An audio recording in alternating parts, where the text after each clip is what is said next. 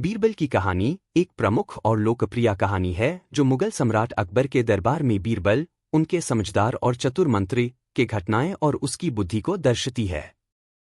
आप जो बात कह रहे हैं, बीरबल की कहानी ईश्वर एक के लिए करता, इसका मतलब हो सकता है कि आप किसी ऐसे कहानी की बात कर रहे हैं जो लोगों को सीख और एक गुणों की ओर प्रेरित करती हो। यहाँ एक कहानी है जो इस प्रकार की सीख देती है। बीरबल और सच्चाई। एक दिन अकबर ने बीरबल को बुलाया और कहा, बीरबल, मैं तुमसे कुछ पूछना चाहता हूं। अगर तुम सच बोलने में सफल हो तो मैं तुम्हें एक पुराना रत्न देना चाहता हूं। बीरबल ने जवाब दिया, जी महाराज, मैं आपके हर प्रश्न का सच जवाब दूंगा। अकबर ने कहा, मुझे बताए कि ये जो दुनिया है ये किसने बनाई। बीरबल थोड़ी देर सोचकर बोला, महाराज, ये दुनिया एक ऐसे कारीगरी का काम है जो अपने आप हाय दिखाई नहीं देती। हर चीज की एक कहानी होती है जो हम समझते नहीं। ये सच है महाराज, पर समझ पाना मुश्किल है। अकबर को बीरबल की बात समझ आई और उन्होंने बीरबल की बुद्धि और सच्चाई की तारीफ की। सीख। ये कहानी हमें ये सीख देती है कि सच्चाई को समझना और उस पार चलना बहुत जरूरी है। कभी कभी जो हम देखते हैं उसके पीछे का सच हम समझ नहीं पाते। हमेशा अपने विचारों और कर्मों को सही दिशा में रखना चाहिए, क्योंकि सच का रास्ता कभी भी गलत नहीं हो सकता। ऐसे कई कहानियां हैं बीरबल की जो हमें अपने जीवन में सच्चाई, समझदारी और धैर्य रखने की सीख देती है। मुगल सम्राट अकबर का दरबार अपने समय का सबसे प्रसिद्ध और अहम स्थल था, जहां अनेक महान विद्वान और चतुर मंत्री अपने अपने कौशलों का प्रदर्शन करते थे। उन्हीं में से एक द बीरबल, जिन्होंने अपनी समझदारी, चतुराई और बुद्धिमत्ता से न केवल अकबर का दिल जीत लिया, बल्कि उनकी अनेक कहानियों ने लोगों के बीच भी एक अलग हाई जगह बना ली थी। बीरबल की कहानियां न केवल हमें हंसने पर मजबूर करती है, बल्कि इनमें छुपी सीख भी हमें अपने जीवन में सुधार लाने की प्रेरणा देती है। बीरबल और ईश्वर की कहानी एक ऐसी कहानी है जो न केवल बीरबल की चतुराई को दिखाती है, बल्कि इसमें ईश्वर की महत्ता को भी समझती है। यह कहानी हमें ये सिखाती है कि जीवन के हर कार्य में, चाहे वो व्यक्ति का व्यवहार हो या किसी समस्या का समाधान हो, हमेशा अपने आप को सच्चाई और अपने मन को सुधार कर चलना चाहिए, तभी हम अपने जीवन में सफलता पा सकते हैं। अकबर और बीरबल का रिश्ता। अकबर और बीरबल का रिश्ता एक विशेष प्रकार का था। अकबर अपनी समझदारी और ज्ञान के लिए जाना जाता था और बीरबल को उन्होंने अपना मंत्री और समझदार दोस्त चुना था। बीरबल न केवल समझदार था, बल्कि अनमेन एक ऐसा आनंद था जो लोगों को अपने पास खींच लेता था। उनकी चतुराई और व्यवहार सभी को प्रभावित करते थे। एक दिन अकबर ने बीरबल से कहा, बीरबल, तुम इतने चतुर हो, लेकिन क्या तुम सच में ईश्वर को समझते हो? तुम्हें लगता है कि तुम्हारे दिमाग की ये चतुराई ईश्वर की दयालु कृपा से आई है या तुम्हारे अपने कौशलों का परिणाम है? बीरबल ने थोड़ा सोचकर जवाब दिया, महाराज, आपने जो प्रश्न किया है वो काफी गहरा है। मैं आपको इस प्रश्न का जवाब एक कहानी के माध्यम से देना चाहूंगा। कहानी, बीरबल और ईश्वर का रहस्य। बीरबल ने अपने प्रश्न का जवाब देने के लिए एक कहानी शुरू की। एक समय की बात है, एक गांव में एक गरीब किसान रहता था। उसका नाम राघव था। राघव दिन रात अपने खेत में काम करता, लेकिन फिर भी उससे अपने परिवार के लिए भोजन तक कमाना मुश्किल होता। वो हर दिन ईश्वर से दुआ करता, ईश्वर, मुझे अपनी कृपा से कुछ ऐसे सुख देना कि मेरा परिवार खुश रहे। लेकिन कभी भी उसकी दुआ का जवाब नहीं मिलता था। एक दिन जब राघव अपने खेत में काम कर रहा था, तब उससे एक बहुत पुरानी और टूटी हुई चादर मिलती है। उसने उस चादर को अपने घर ले आया। घर आने पर उसने देखा कि चादर के अंदर एक छुपा हुआ पत्र है। वो पत्र एक पुराना संदेश था जो किसी पुराने समय में ईश्वर के द्वारा भेजा गया था। उस संदेश में लिखा था, जब भी कोई व्यक्ति अपनी कठिनाइयों के समय में सब्र रखेगा, तब ईश्वर उसका साथ देगा। राघव को ये समझ में आया कि उसकी कठिनाइयों का समाधान उसकी अपनी शक्ति और सब्र पर निर्भर था। उसने अपने काम को और बेहतर तरीके से किया, अपनी कठिनाइयों को अपनी किस्मत का हिस्सा समझकर अपनी मेहनत जारी रखी। धीरे धीरे उसका खेत अच्छा होने लगा और उसका जीवन भी सुधार गया। बीरबल थोड़ा रुककर अकबर की ओर देखा और कहा, महाराज, ये कहानी राघव की है जो अपने दुखों को अपने आप से, अपनी मेहनत से दूर करता है। ईश्वर की दया हमेशा सब पार होती है, लेकिन जब तक हम अपने काम में सच्चाई और मेहनत नहीं दिखाते, तब तक उसकी कृपा का अनुभव नहीं होता। ईश्वर की कृपा तभी मिलती है जब हम अपने कर्मों को सही दिशा में करते हैं और अपने जीवन को सुधारते हैं। अकबर का प्रश्न। अकबर ने सोचा और फिर बीरबल से कहा, बीरबल, तुम्हारे जवाब ने मुझे अपने जीवन को देखने का एक नया नजरिया दिया है। लेकिन तुम्हें यह भी समझना होगा कि ईश्वर का योगदान सिर्फ इंसान के कर्मों में नहीं होता। कभी कभी ईश्वर अपने दया से किसी को ज्यादा सुख देते हैं, बिना किसी कारण के। क्या तुमने ऐसे किसी व्यक्ति को देखा है जो अपने कर्मों में कठिनाइयों का सामना करके भी सफल होता है? बीरबल मुस्कुराते हुए जवाब दिया, महाराज, आप बिल्कुल सही कह रहे हैं।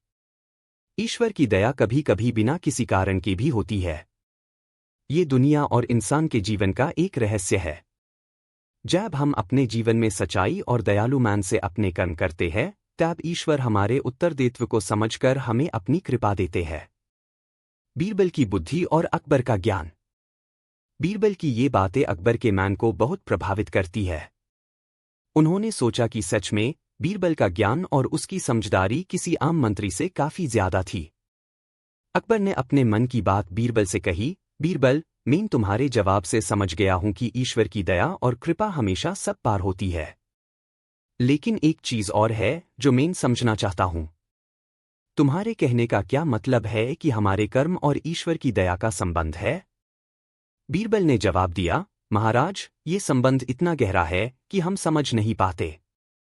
जब हम अपने कर्म सच्चे, ईमानदार और समझदारी से करते हैं, तब ईश्वर की कृपा हमारे जीवन में आसानी से सम्मिलित हो जाती है। ईश्वर हमेशा अपने भक्तों के साथ होता है, लेकिन उन्हें अपने काम में भी ईमानदारी और मेहनत दिखानी पड़ती है। ये सब कुछ एक दूसरे से जुदा होता है। अंतिम विचार। इस कहानी से हमें ये सीख मिलती है कि अपने जीवन में कभी भी अपनी कठिनाइयों को ईश्वर पर डालकर छुपना नहीं चाहिए। हर व्यक्ति को अपने जीवन में मेहनत, सच्चाई और समझदारी से काम करना चाहिए। जब हम अपने कर्म सही दिशा में करते हैं, तब ईश्वर की दया और कृपा हमेशा हमारे साथ होती है। बीरबल ने अपनी चतुराई से ये दिखाया कि जीवन के हर मोड़ पर हमारे कर्म हमें सफलता और ईश्वर की दया के रास्ते दिखाते हैं। इस प्रकार से बीरबल की ये कहानी हमें अपने जीवन में सच्चाई, ईमानदारी और मेहनत को अपनाने की प्रेरणा देती है। ईश्वर का साथ उस समय मिलता है जब हम अपने कर्मों में सुधार करते हैं और अपने मन को सच्चाई और दयालु बनाने की कोशिश करते हैं। बीरबल की कहानियां प्राचीन भारतीय इतिहास का अभिन्न हिस्सा हैं, जो अकबर और उनके चतुर मंत्री बीरबल के बीच की घटनाओं को चित्रित करती हैं। यह कहानियां न केवल हास्यपूर्ण होती हैं, बल्कि इनमें गहरी नैतिक शिक्षा भी समाहित होती है। बीरबल अपनी बुद्धिमत्ता और चतुराई के लिए प्रसिद्ध थे। वह अकबर के दरबार में सबसे समझदार और विश्वसनीय मंत्री थे। अकबर और बीरबल के संबंधों में गहरी मित्रता और सम्मान था। आज हम एक ऐसी ही कहानी के बारे में बात करेंगे जो बीरबल के जीवन और उनके द्वारा दी गई बुद्धिमत्ता का उदाहरण पेश करती है। कहानी, बीरबल और ईश्वर का रहस्य। एक दिन अकबर ने बीरबल से पूछा, बीरबल, तुमने कई बार ईश्वर की कृपा की बातें की हैं, लेकिन क्या तुम वास्तव में समझते हो कि ईश्वर कौन है और उनकी कृपा का प्रभाव किस पर होता है? बीरबल मुस्कुराए और कुछ सोचते हुए बोले, महाराज, यह एक गहरे विचार का विषय है। मैं इसे एक कहानी के माध्यम से समझाना चाहूंगा। कहानी शुरू होती है। एक समय की बात है, एक छोटे से गांव में एक गरीब किसान रहता था। उसका नाम राघव था। राघव बहुत मेहनती था, लेकिन फिर भी उसकी गरीबी दूर नहीं हो रही थी। वह रोज ईश्वर से प्रार्थना करता और कहता, हे ईश्वर, कृपया मुझे और मेरे परिवार को आशीर्वाद दें। मैं दिन रात मेहनत करता हूं, लेकिन फिर भी जीवन की कठिनाइयां बढ़ती जा रही हैं। कृपया मेरी मदद करें। एक दिन राघव अपने खेत में काम कर रहा था जब उसे एक पुराना और टूटा हुआ चादर मिला। वह चादर कुछ खास नहीं लग रही थी, लेकिन जिज्ञासावश उसने इसे घर ले आया। घर पर जब उसने उस चादर को खोला तो उसमें एक छोटा सा पत्र मिला। उस पत्र पर लिखा था, जो व्यक्ति सच्चे मन से मेहनत करेगा और कभी भी हार नहीं मानेगा, उसके जीवन में ईश्वर की कृपा हमेशा रहेगी। राघव ने यह पत्र पढ़ा और समझा कि उसका जीवन केवल ईश्वर की कृपा पर निर्भर नहीं है, बल्कि उसकी मेहनत और दृढ़ संकल्प भी उतने ही महत्वपूर्ण है। उसने अपने काम को और भी बेहतर तरीके से करना शुरू किया। समय के साथ उसका खेत फलने फूलने लगा और उसकी स्थिति सुधरने लगी। बिरबल ने कहानी समाप्त की और अकबर से कहा, महाराज, राघव की कहानी से हमें यह सीखने को मिलता है कि ईश्वर की कृपा तब मिलती है जब हम अपनी मेहनत और समर्पण से काम करते हैं। ईश्वर हमारे साथ होता है, लेकिन हमें अपने कर्मों में ईमानदारी और मेहनत से कभी पीछे नहीं हटना चाहिए। अकबर ने इस कहानी को सुना और फिर कहा, बिरबल, तुमने बहुत अच्छा उदाहरण दिया है, लेकिन क्या तुम यह मानते हो कि कुछ लोग ऐसे होते हैं जो बहुत मेहनत करते हैं, लेकिन फिर भी उनके साथ ईश्वर की कृपा नहीं होती? बिरबल मुस्कुराए और बोले, महाराज, यह सच है कि जीवन में कभी कभी कठिनाइयां आती हैं, लेकिन हमें यह नहीं भूलना चाहिए कि हम जो कुछ भी करते हैं वह हमारे कर्मों का फल है। कभी कभी हमें जो मेहनत का फल मिलता है वह तुरंत दिखाई नहीं देता, लेकिन समय के साथ हमें अपने कर्मों का सही फल मिलता है। ईश्वर की कृपा का आकलन करने का तरीका हमारे दृष्टिकोण पर निर्भर करता है। नैतिक शिक्षा। इस कहानी से हमें यह शिक्षा मिलती है कि मेहनत और ईमानदारी से किया गया कार्य ही सबसे महत्वपूर्ण होता है। चाहे जीवन में कितनी भी कठिनाइयां आएं, हमें अपने कर्मों में कभी समझौता नहीं करना चाहिए। ईश्वर की कृपा हमेशा हमारे साथ रहती है, लेकिन यह भी सच है कि हमें अपने कार्यों में सच्चाई और मेहनत से कभी भी पीछे नहीं हटना चाहिए। साथ ही यह भी समझना जरूरी है कि कभी कभी हमें सफलता देर से मिलती है, लेकिन अगर हम सही मार्ग पर चलें तो अंततः हमें उसका फल जरूर मिलता है। बिरबल की यह कहानी हमें यह बताती है कि जीवन में हमें खुद पर विश्वास और मेहनत करनी चाहिए। ईश्वर की कृपा भी उस मेहनत का एक परिणाम है। समाप्ति। यह कहानी न केवल ईश्वर और कर्म के बीच के संबंध को उजागर करती है, बल्कि यह भी दिखाती है कि जीवन में सफलता पाने के लिए संयम और कठिनाइयों का सामना करना पड़ता है। बिरबल की बुद्धिमत्ता और उसकी समझदारी से यह संदेश मिलता है कि किसी भी समस्या का समाधान समय, धैर्य और सही कार्यों के साथ प्राप्त होता है। बिरबल की कहानियों से हमें यह सीखने को मिलता है कि हर मुश्किल का हल हमें अपनी सोच और प्रयासों में छिपा होता है।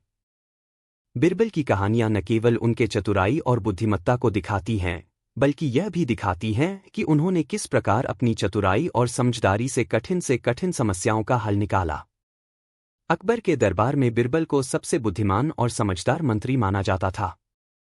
उनके निर्णय न केवल सही होते थे, बल्कि वे अक्सर अकबर और उनके दरबारियों के लिए एक सीख भी होते थे। आज हम एक ऐसी कहानी पढ़ेंगे जिसमें एक चालाक किसान ने बिरबल को चकमा देने की कोशिश की, लेकिन बिरबल ने अपनी चतुराई से उसे उसी के खेल में फंसा लिया।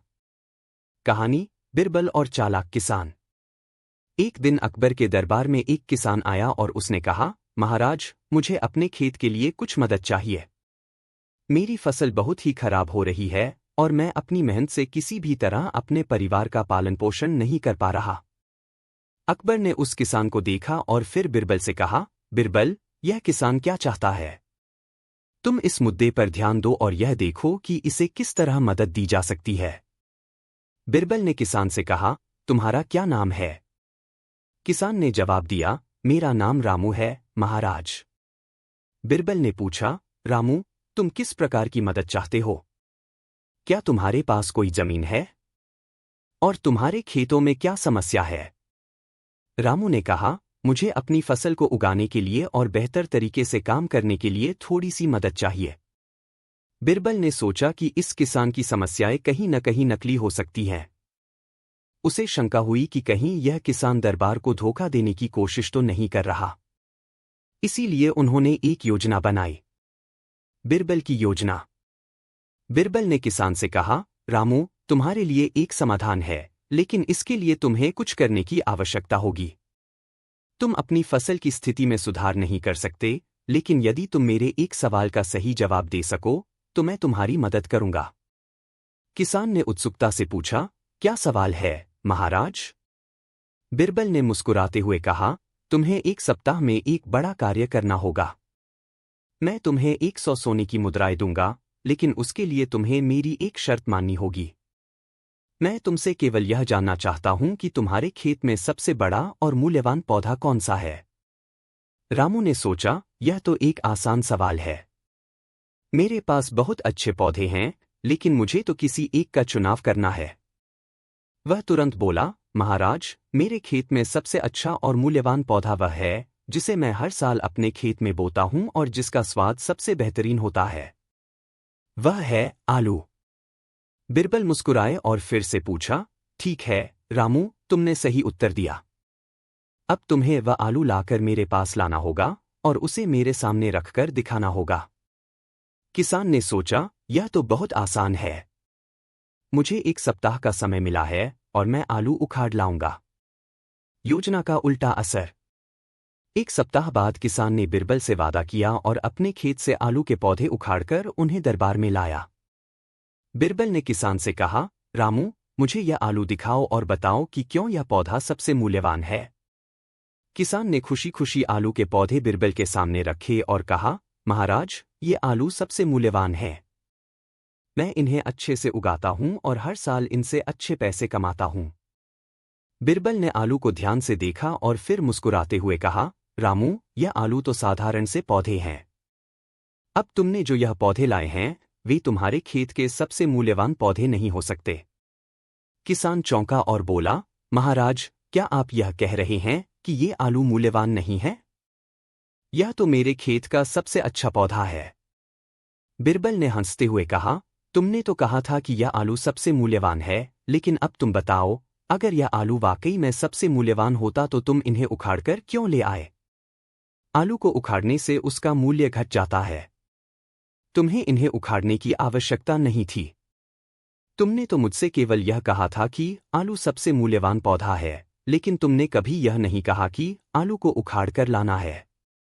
रामू को अपनी गलती समझ में आ गई। वह महसूस करने लगा कि बिरबल ने उसे चालाकी से पकड़ा है और उसके गहरे ज्ञान से उसका धोखा सफल नहीं हो सका। निष्कर्ष। बिरबल ने किसान को एक बड़ी सीख दी, जो चीज सबसे मूल्यवान होती है, उसे हमें बिना कारण नुकसान नहीं पहुंचाना चाहिए। तुमने अपनी चालाकी से यह सोचने की कोशिश की कि मुझे धोखा दे सको, लेकिन तुम भूल गए कि हर मूल्यवान चीज का अपना समय और स्थान होता है। रामू को अपनी गलती समझ में आ गई और उसने आशीर्वाद लिया और घर लौट आया। उसने यह भी जाना कि बिरबल की समझ और बुद्धिमत्ता से कोई भी चालाकी नहीं बच सकती। नैतिक शिक्षा। इस कहानी से यह सीख मिलती है कि जो चीज हमें सबसे मूल्यवान लगे, हमें उसकी कद्र करनी चाहिए और उसे सहेज कर रखना चाहिए। कभी कभी हम अपनी चतुराई से दूसरों को धोखा देने की कोशिश करते हैं, लेकिन सही समय पर किसी बुद्धिमान व्यक्ति की समझ से हम पकड़े जाते हैं, तो हम उसे छोड़ देंगे। अकबर ने बीरबल की समझदारी को सराहा और शेर को देखकर दोनों लोग वापस लौट आए। 3. दूसरी पत्नी का प्रश्न। अकबर के दरबार में एक बार एक व्यक्ति आया और उसने बीरबल से पूछा, क्या आप मुझे बता सकते हैं कि एक आदमी को कितनी बीवियां हो सकती हैं? बीरबल ने मुस्कराते हुए जवाब दिया, आपका सवाल बड़ा दिलचस्प है, लेकिन मैं आपको इसके बारे में कोई जवाब नहीं दे सकता। व्यक्ति चौंकते हुए बोला, क्यों, क्या बीरबल को इस सवाल का जवाब नहीं आता? बीरबल मुस्कराते हुए बोले, मैं इसे एक उदाहरण से समझाता हूं। अगर आदमी एक ही पत्नी के साथ खुश रहता है तो वह उसकी मदद से घर चला सकता है, लेकिन अगर वह दूसरी पत्नी की तलाश करता है तो उसके जीवन में समस्याएं आ सकती हैं। व्यक्ति बीरबल की बातों से समझ गया और वहां से चला गया। 4. सोने की खोज। एक दिन अकबर ने बीरबल से पूछा, बीरबल, क्या तुम मुझे यह बता सकते हो कि सोने की खदान कहाँ है? बीरबल ने तुरंत जवाब दिया, महाराज, सोने की खदान आपकी आंखों में है। अकबर हतप्रभ हो गया और पूछा, क्या मतलब है इसका? बीरबल ने कहा, जब तक आप अपनी आंखों से सोने की खदान को देखेंगे नहीं, तब तक आपको सोने का सही मूल्य नहीं मिलेगा। अकबर समझ गए कि बीरबल का इशारा उनकी अपनी मेहनत और संघर्ष की ओर था, न कि किसी खदान से। बीरबल की चतुराई से अकबर ने जीवन के सही मूल्य को समझा। 5. बीरबल का न्याय। एक दिन दरबार में एक किसान आया और उसने बीरबल से शिकायत की, महाराज, मेरे पास कुछ बकरियां हैं, लेकिन मेरे पड़ोसी ने मेरी एक बकरी चुराई है। अकबर ने बीरबल से पूछा, तुम क्या कहते हो, बीरबल? बीरबल ने बिना किसी देर के कहा, महाराज, मुझे एक तरीका सूझा है। हम दोनों किसानों को अपने बकरियों के साथ दरबार में बुलाएंगे और मैं एक तरकीब से यह पता लगा लूंगा कि कौन सी बकरी किसकी है। अकबर ने बीरबल की योजना मानी और दोनों किसानों को दरबार में बुलाया। बीरबल ने दोनों से कहा, दोनों अपनी बकरियों को इधर उधर घुमा लें और मैं एक एक बकरी का नाम जान लूंगा। बीरबल ने देखा और यह तय किया कि कौन सी बकरी किसकी है। किसान को न्याय मिला और बीरबल की चतुराई से समस्या का समाधान हो गया। निष्कर्ष: बीरबल की कहानियां आज भी लोगों को बुद्धिमानी, चतुराई और समझदारी का संदेश देती हैं। उन्होंने हर समस्या का समाधान त्वरित और समझदारी से किया। अकबर और बीरबल के रिश्ते में एक गहरी मित्रता और विश्वास था, और बीरबल की समझदारी ने अकबर के शासन को और भी बेहतर बनाया। उनकी कहानियां आज भी हमें यह सिखाती हैं कि सच्ची समझदारी और चतुराई केवल तर्क से ही नहीं, बल्कि अच्छे विचार और सही फैसलों से भी मिलती है। बीरबल अकबर के दरबार में एक ऐसे मंत्री थे जिनकी बुद्धिमत्ता और चतुराई के कारण वे हमेशा दरबार में सबसे अधिक सम्मानित होते थे। अकबर अक्सर बीरबल से कठिन सवाल पूछा करते थे और बीरबल अपनी सूझबूझ और त्वरित निर्णय क्षमता से उन समस्याओं का समाधान निकालते थे। बीरबल ने चलाया अपना दिमाग ऐसी कई कहानियों का प्रतीक है जहां बीरबल अपनी चतुराई से किसी भी मुश्किल परिस्थिति का हल निकाल लेते थे। आइए जानते हैं उन कुछ प्रसिद्ध कहानियों को जिनमें बीरबल ने अपनी सूझबूझ और दिमागी क्षमता का बेहतरीन प्रदर्शन किया। 1. रानी की अंगूठी। एक दिन अकबर ने बीरबल से पूछा, बीरबल, तुम हमें एक ऐसा तरीका बताओ जिससे हम यह जान सकें कि हमारी रानी हमें सच्ची जानकारी दे रही है या नहीं। बीरबल ने सोचा और तुरंत कहा, महाराज, इस सवाल का समाधान मेरे पास है। आप रानी से कहिए कि वे एक अंगूठी दें जो केवल उन्हें ही पता हो। अकबर ने रानी से अंगूठी ली और उसे बीरबल के पास भेज दिया। बीरबल ने रानी के अंगूठी को देखकर कहा, महाराज, यह अंगूठी तो असल में रानी की नहीं है। अकबर हैरान होकर पूछा, तुम कैसे जान पाए कि यह अंगूठी असली नहीं है? बीरबल मुस्कराते हुए बोले, महाराज, रानी ने जो अंगूठी दी थी वह अंगूठी केवल रानी के पास हो सकती थी, लेकिन यह अंगूठी रानी की नहीं थी। अकबर ने बीरबल की चतुराई को सराहा और समझ गए कि बीरबल ने केवल अपनी सूझबूझ से पूरी स्थिति को पहचाना था। 2. झूठ बोलने वाले की पहचान। एक दिन अकबर ने बीरबल से कहा, बीरबल, क्या तुम यह जान सकते हो कि इस दरबार में कौन झूठ बोल रहा है? बीरबल ने तुरंत जवाब दिया, महाराज, इसमें कोई कठिनाई नहीं है। बस एक काम करें। सभी दरबारियों से कहिए कि वे अपनी पगड़ी के नीचे एक कागज रखकर उस पर लिखें कि मैं सच बोल रहा हूं। फिर हम जान सकते हैं कि कौन सच बोल रहा है और कौन नहीं। अकबर ने बीरबल की सलाह मानी और सभी दरबारियों से ऐसा ही करने को कहा। जब कागजों की जांच की गई तो पाया गया कि एक व्यक्ति ने कागज पर यह लिखा था, मैं सच बोल रहा हूं। बीरबल ने कहा, महाराज, यह व्यक्ति झूठ बोल रहा है क्योंकि यदि वह सच बोलता तो उसे अपनी पगड़ी के नीचे कागज छिपाने की आवश्यकता नहीं होती। अकबर ने बीरबल की चतुराई को सराहा और वह व्यक्ति पकड़ा गया जो झूठ बोल रहा था। 3. नकली सोने की पहचान। एक दिन दरबार में एक व्यापारी ने बीरबल के सामने एक सोने की वस्तु रखी और कहा, बीरबल, आप तो इतने ज्ञानी हैं, क्या आप यह बता सकते हैं कि यह सोना असली है या नकली?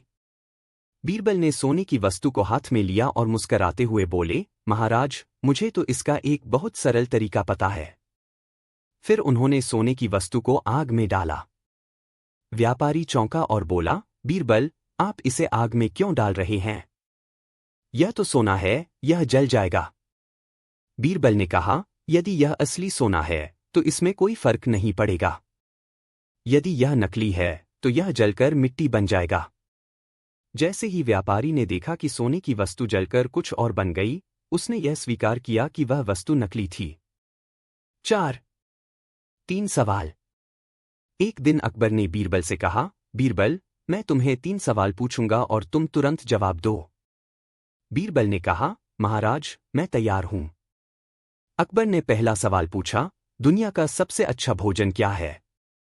बीरबल ने तुरंत उत्तर दिया, महाराज, दुनिया का सबसे अच्छा भोजन वही है जो भूखा आदमी खा रहा हो। अकबर ने दूसरा सवाल पूछा, दुनिया का सबसे अच्छा रंग क्या है? बीरबल ने उत्तर दिया, महाराज, दुनिया का सबसे अच्छा रंग वही है जो किसी व्यक्ति की पसंद का हो। अकबर ने तीसरा सवाल पूछा, दुनिया का सबसे अच्छा समय क्या है? बीरबल ने कहा, महाराज, दुनिया का सबसे अच्छा समय वह है जो व्यक्ति अपने प्रियजन के साथ बिता रहा हो। अकबर बीरबल की इन चतुराई से हैरान रह गए और उनकी समझदारी की सराहना की। निष्कर्ष: बीरबल की कहानियां यह साबित करती हैं कि वह न केवल एक चतुर व्यक्ति थे, बल्कि उन्होंने हमेशा अपने दिमाग का सही इस्तेमाल किया। अकबर द्वारा पूछे गए हर सवाल का बीरबल ने अपनी समझदारी से हल निकाला। उनकी चतुराई, होशियारी और सूझबूझ आज भी हमें यह सिखाती हैं कि मुश्किल से मुश्किल समस्याओं का हल केवल दिमागी परिश्रम से ही निकलता है। बीरबल और तेनालीराम दोनों ही भारतीय इतिहास के सबसे चतुर और समझदार मंत्री माने जाते हैं। बीरबल जहां अकबर के दरबार में थे, वहीं तेनालीराम कृष्णदेवराय के दरबार के मुख्य सलाहकार थे। दोनों ही अपनी चतुराई, हास्य और बुद्धिमत्ता के लिए प्रसिद्ध हैं। हालांकि ये दोनों अलग अलग दरबारों में थे, परंतु उनके किस्से समान हैं। अगर ये दोनों एक साथ होते तो निस्संदेह बड़े मजेदार और दिलचस्प किस्से सुनने को मिलते। एक दिन अकबर और कृष्णदेवराय दोनों आपस में मिले।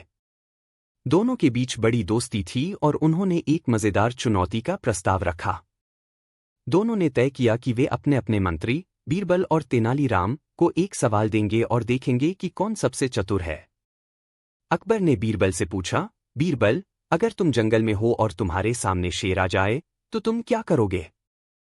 बीरबल ने तुरंत जवाब दिया, महाराज, मैं शेर से कहूंगा कि अगर वह मुझे छोड़ देता है तो मैं उसे अपने साथ अकबर के दरबार में ले चलूंगा, जहां उसे सम्मान मिलेगा। कृष्णदेवराय ने तेनालीराम से वही सवाल पूछा। तेनालीराम मुस्कराते हुए बोले, महाराज, मैं शेर से कहूंगा, तुम मुझे खा सकते हो, लेकिन मैं तुम्हारे लिए एक बड़ा तोहफा लेकर आ सकता हूं। दोनों दरबारियों ने जवाब दिए और अंत में दोनों की सूझबूझ और चतुराई पर हंसी के ठहाके लगे। यह साबित हुआ कि दोनों ही मंत्री अपनी जगह पर उतने ही चतुर थे। 2. दूसरी पत्नी का सवाल। एक दिन अकबर ने बीरबल से पूछा, बीरबल, क्या तुम यह बता सकते हो कि एक आदमी को कितनी बीवियां हो सकती हैं? बीरबल ने तुरंत जवाब दिया, महाराज, यह सवाल केवल उस आदमी से पूछा जाना चाहिए जिसने दूसरी शादी की हो। इतना सुनकर अकबर मुस्करा दिए। उन्होंने तेनालीराम से भी वही सवाल पूछा। तेनालीराम ने जवाब दिया, महाराज, एक आदमी को बीवियां उतनी ही हो सकती हैं जितनी वह संभाल सके। कृष्णदेवराय और की अकबर कोशिश करता है, बल्कि समाज में समानता और न्याय की उम्मीद भी रखता है। कहानी की शुरुआत। राजू एक गरीब गांव का एक सामान्य मजदूर था। उसका जीवन कड़ी मेहनत और संघर्षों से भरा हुआ था।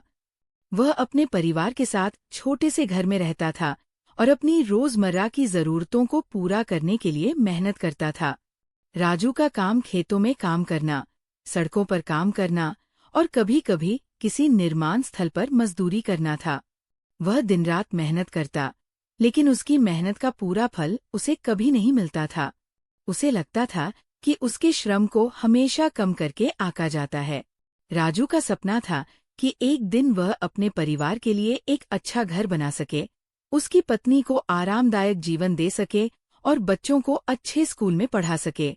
लेकिन उसकी ये उम्मीदें अक्सर टूट जाती थी, क्योंकि मजदूरी के दौरान उसे हमेशा बहुत कम वेतन मिलता था और उसे अपनी मेहनत का पूरा अधिकार कभी नहीं मिलता था। संघर्ष की शुरुआत। एक दिन राजू ने सोचा कि अब उसे इस स्थिति को बदलने के लिए कुछ करना होगा। उसने अपने गांव के अन्य मजदूरों से बातचीत की और पाया कि वो अकेला नहीं था, बल्कि उसके जैसे बहुत से मजदूर इसी स्थिति से जूझ रहे थे। सभी मजदूरों का सपना था कि वे एक अच्छे जीवन की ओर कदम बढ़ा सकें, लेकिन उनके पास कोई रास्ता नहीं था। वे सब अपनी मेहनत से संतुष्ट थे, लेकिन ये संतुष्टि केवल एक धोखा थी, क्योंकि उनकी मेहनत का सही मूल्य उन्हें कभी नहीं मिला था। राजू ने ठान लिया कि वह इस स्थिति को बदलने के लिए संघर्ष करेगा। उसने मजदूरों को एकजुट किया और उन्हें अपने अधिकारों के बारे में बताया।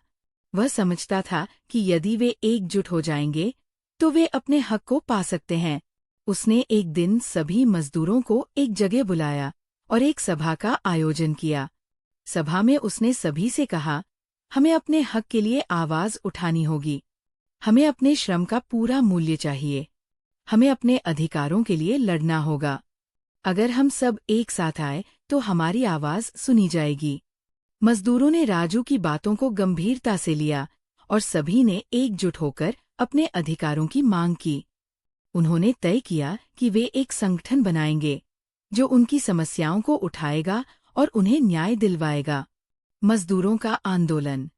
राजू और उसके साथी मजदूरों ने अपने संगठन का नाम मजदूर एकता संघ रखा। इस संघ का उद्देश्य मजदूरों के अधिकारों को स्थापित करना और उनके जीवन स्तर को सुधारना था। सबसे पहले उन्होंने श्रमिकों के लिए बेहतर वेतन, सुरक्षा और कार्य परिस्थितियों की मांग की। उन्होंने अपने गांव के आसपास के सभी खेतों, निर्माण स्थलों और कारखानों में काम करने वाले मजदूरों को एकजुट किया। राजू ने किसानों, उद्योगपतियों और सरकारी अधिकारियों से मुलाकात की और उन्हें बताया कि मजदूरों का श्रम केवल उनके लिए नहीं, बल्कि समाज और राष्ट्र के विकास के लिए भी महत्वपूर्ण है। अगर उन्हें सही वेतन और उचित कार्यस्थल मिलते हैं, तो वे और अधिक मेहनत करेंगे, जिससे पूरे समाज को लाभ होगा। लेकिन जब राजू और उसके साथी मजदूरों ने अपनी मांगें रखी, तो शुरू में अधिकारियों और मालिकों ने उन्हें नजरअंदाज किया। उन्होंने मजदूरों को धमकाया और कहा कि अगर वे अपनी आवाज उठाएंगे, तो उन्हें नौकरी से निकाल दिया जाएगा। लेकिन राजू और उसके साथी मजदूरों ने हार नहीं